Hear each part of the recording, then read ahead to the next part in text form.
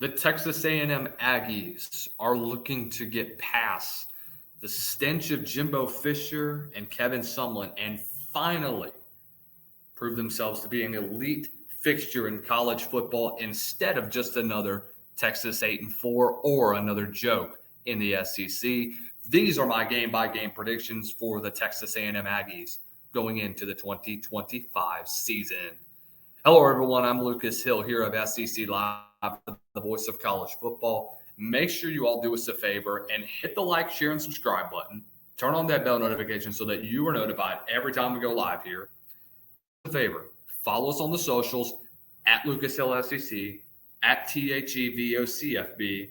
And as always, guys, we have a brand new thing that we have going on. It's the Voice of College Football Shop. So you can get a bunch of new merchandise for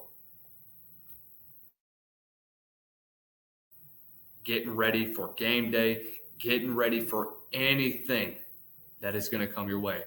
Show off that nice little polo for a tea time. Show off your t-shirt. Represent the VOCFB fan base, guys. So everybody do us a favor. Going over to vocfb.com/shop. Use my promo code VOCFB Gamecocks to get a nice little discount off of your first purchase. That's vocfb.com/Gamecocks/shop. And use that promo code VOCFB Gamecocks. Let's talk about Texas A&M, guys. Because the Aggies are going into 2025 with a lot of pressure.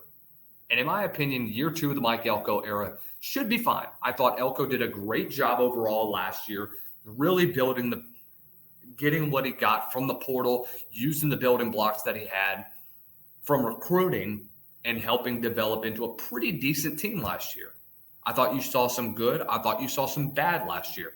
But you kick off the first 2 games against UTSA and Utah State. These are easy wins for you. Let's see what Marcel Reed does. I want to see Colin Klein use Marcel Reed more in the passing game. You know, we saw a lot of him being able to run with the football. The only thing that I think a lot of people have on him is he more than just a running quarterback? Is he a running back with a quarterback label that's on him? Is he going to be able to do that at the end of the day? And I think these first 2 games are going to solidify that. Now, you go to Notre Dame once again. I don't know how this ends up. Notre Dame's got an elite secondary coming back following last year. I know you may have lost 2 All-Americans last year.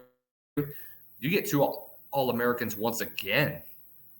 Guys, this is going to be a really, really interesting Notre Dame secondary going up against a receiving core with Casey Concepcion that I think is going to be the defining piece to this receiving core for Texas A&M. We'll see what Terry Bussey does. I want to see him get utilized in a variety of different ways. Let's see what he does at the end of the day, just trying to really develop himself into a potential top talent for the Texas A&M Aggies. I think overall it doesn't really turn out the way people want to. I do think at the end of the day, though, Notre Dame has the pieces despite having a young quarterback. I think him and CJ Carr and Jeremiah Love are going to be the difference makers in this one. You get the off break before you officially start SEC play. The next 3 games, you should take care of business. You should, in my opinion, but anything can happen. You go to Auburn, or Auburn comes to town, I should say. You should take care of business. I think Auburn is a very overrated program. I think they've been overrated, and I don't think anything else will change my mind because of that. Give me the A&M to win this one to get to 3-1. Mississippi State at Caulfield, again, overrated program, 4-1. A program that's not going to do much. Florida, here comes your first test of the year. Can you shut down DJ Lagway? DJ Lagway had a little bit of success against Texas A&M. And the thing about Lagway is, look, as good as you can be when it comes to your passing game, the one thing that defined last year was that Texas A&M and their overall ability to run the football was really a big thing for you. Generating big plays was a big thing. Guys, Texas A&M ran for over 300 yards last year on this Florida defense. Can you do the same thing? I think you do. I don't think you run for over 300 yards like you did last year.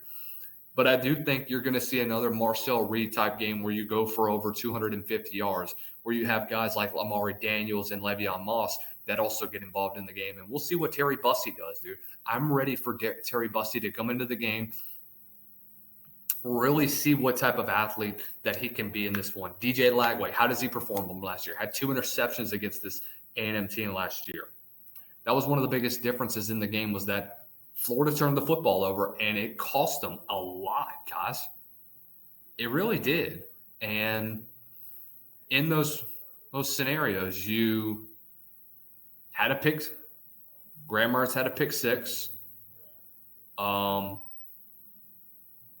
You just were not able to counter off of the opportunities that were also given to you at the end of the day.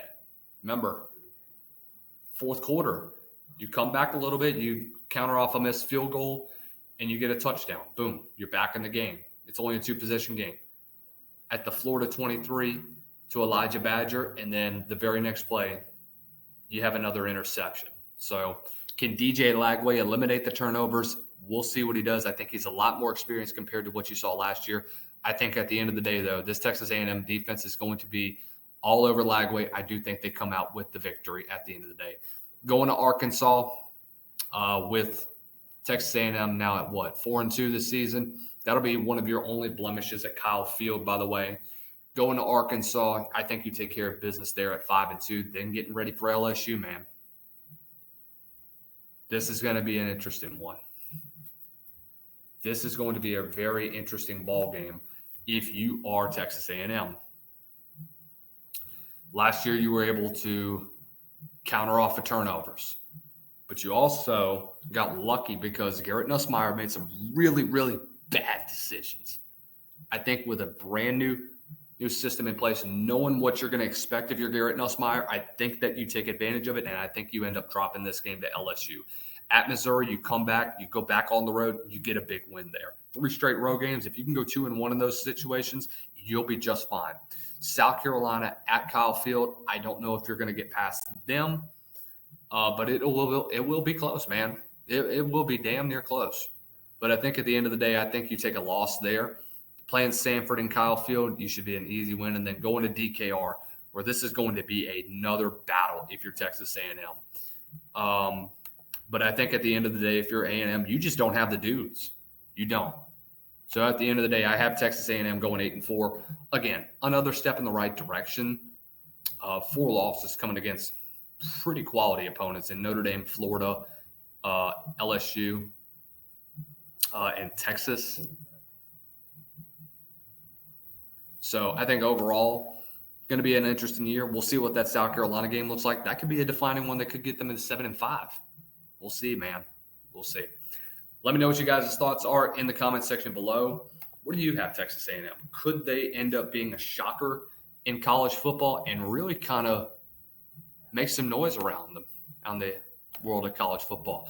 Let me know what you guys think. Comment down below where you have Texas A&M overall at the end of the season. Thank you guys for watching us here on SEC Live with the Voice of College Football. Follow me on X at Lucas Hill SEC. Follow the Voice of College Football at THEBOCFB. And until next time, ladies and gentlemen, stay blessed. Don't stress. Y'all have a great rest of the week. We'll see you guys then.